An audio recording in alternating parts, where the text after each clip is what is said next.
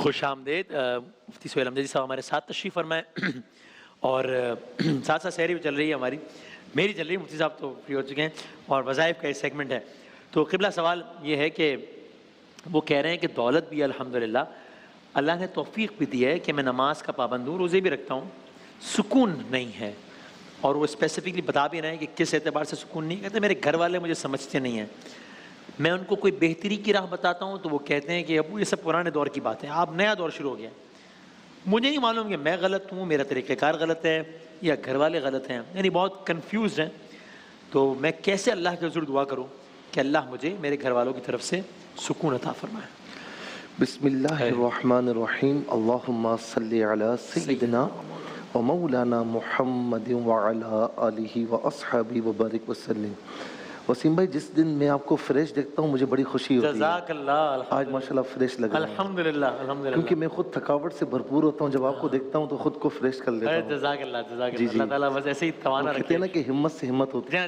جی جی، جزاک اللہ جزاک اللہ اللہ، آپ کو خوش رکھے۔ الہی آمین انشاءاللہ۔ اچھا، اب یہ جو بھائی نے حیدر علی صاحب نے ساہیوال سے سوال پوچھا، اچھا یہ اتفاق یہ ہے کہ جو بھی کوشچنز آ رہے ہیں تقریباً وہ ہر گھر کا مسئلہ ہوتا ہے، ہر دوسرے گھر کا۔ اچھا میرے بھائی، اللہ رب العالمین نے آپ کو دولت بھی دی ہے، ماشاءاللہ ہر سکون بھی دیا ہے، نماز روزے کی پابند بھی ہیں، لیکن گھر والوں کی طرف سے سکون نہیں ہے، ایک یہ کمی ہے۔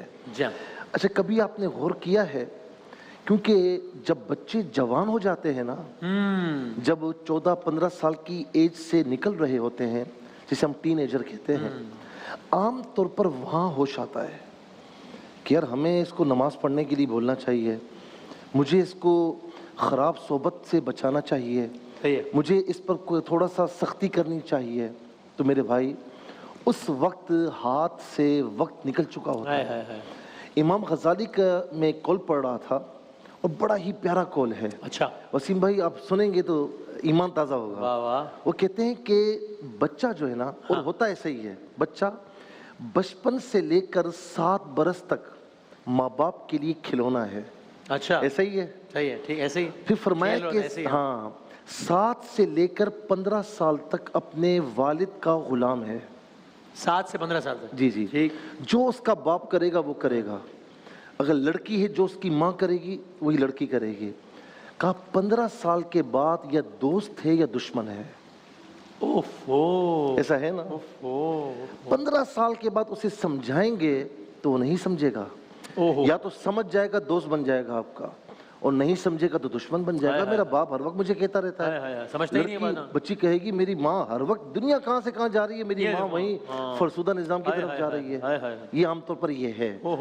کہیں آپ نے یہاں پر دیکھیں، حضور نبی کریم علیہ السلام نے ایسے ہی فرما دیا کہ بچہ 7 سال کا ہو اسے نماز پڑھنے کے لیے کہو، اور بچہ 10 سال کا ہو جائے تو سختی کر کے پڑھاؤ۔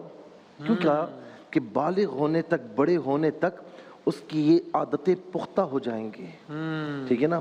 اگر یہ غلطی کی ہے تو اللہ کی بارگاہ میں بھی عرض کیجئے کہ مولا مجھ سے غلطی ہوئی ہے، میں اسے سدھارنا چاہتا ہوں۔ یہ نہ کہیں کہ ابھی اس کی عمر ہی کیا ہے، ابھی سے اگر جو ہے وہ سختی کر کے نماز پڑھائیں گے تو کیا، ابھی اس کی عمر ہی کیا ہے۔ یہ ہمارے یہاں فیشن ہے کہ اگر وہ والدین میں سے ایک کہے گا نا بیٹا نماز پڑھی، تو ماں کہے گی ارے آپ بھی پتہ نہیں کیا پیچھے پڑ گئے، اس بچے کو دیکھو آپ، بیٹا روزہ رکھا ہے، ارے کیا کرتے ہیں آپ۔ اگر ماں کہے گی تو باپ بولے گا، وہ کہتے ہیں بڑا ہوگا تو سمجھ جائے گا، کر لے گا۔ ایسے نہیں سمجھ جائے گا، آپ جو اس میں فیڈ کریں گے وہ سمجھے گا۔ ہم باقی چیزوں کو تو تربیت دے رہے ہوتے ہیں نا، تاکہ بڑا ہے، تاکہ پتہ ہو محفل کے آداب۔ اچھا ایک فیشن اور بھی ہے، بچہ آ کر، جسے میں دیکھتا ہوں آپ کا بچہ آتا ہے نا، آپ اس سے کہتے ہیں سلام کرو سلام، یہی بڑوں کی تمیز اور ادب کا دائرہ ہوتا ہے، اور یہ چیزیں سکھانی چاہیے۔ اچھا بچہ ہے نہ سلام کر رہا ہے نہ کچھ، بدتمیزی کر رہا ہے، تو کہتے ہیں بچہ ہے نا چھوڑے نا، میرا بچہ ایسے ہی ہے۔ یہ بچہ جب کل آپ سے بدتمیزی کرے گا تو پھر آنسو نکل رہے ہوں گے۔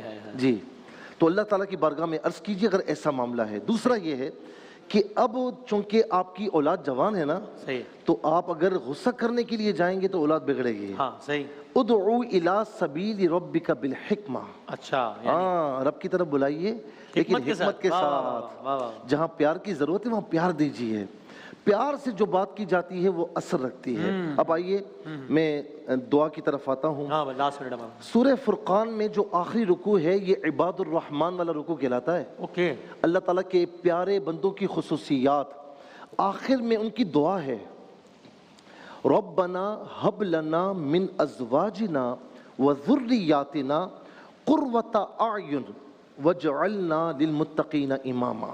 یہ سورہ فرقان کی آیت نمبر 74 ہے، اسے لکھ لیجئے گا، ٹھیک ہے، وہ اس کے اوپر آپ بھی اسکرین پہ ہوگی۔ ترجمہ یہ ہے کہ اے ہمارے رب، ہماری ازواج اور اولاد کی طرف سے خن کیے چشم عطا فرما، یعنی آنکھوں کی ٹھنڈک عطا فرما، اور ہمیں صاحبان تقوی کا پیشوا بنا دے۔ یہ دعا نمازوں کی پابندی تو آپ کرتے ہیں، یہ جس گھرانے کا مسئلہ ہے وہ پڑھ سکتے ہیں، کوئی اجازت کی ضرورت نہیں۔ اس کو 11 بار پڑھ لیں، فجر کی نماز کے بعد اور عشاء کی نماز کے بعد۔ اللہ تعالیٰ انشاءاللہ آپ کی اولاد کو اس طرح کر دے گا، گھر والوں کو، کہ وہ آپ کی بات انشاءاللہ دین کے معاملات میں مانیں گے۔ واہ واہ واہ، اور دوسری چیز معز، یہ اللہ تعالیٰ کا صفاتی نام ہے، عزت دینے والا۔ میں آپ سے عزت مانگوں، اس سے مانگوں، ارے جس کو وہ عزت دے گا نا اسے کوئی بے عزت نہیں کر سکتا۔ تو یا معزو صبح و شام 33 مرتبہ پڑھیں، اول آخر درود کے 3 ساتھ، بار درود شریف کے ساتھ۔ سبحان اللہ۔ اللہ تعالیٰ آپ کو میرے بھائی بہت عزت عطا جزاک فرمائے۔ اللہ، انشاءاللہ جزاک اللہ، بہت شکریہ۔ ایک وقفے کے بعد دیگر علماء کرام تشریف لا رہے ہیں، علماء کے ساتھ سحر کا دسترخوان انشاءاللہ۔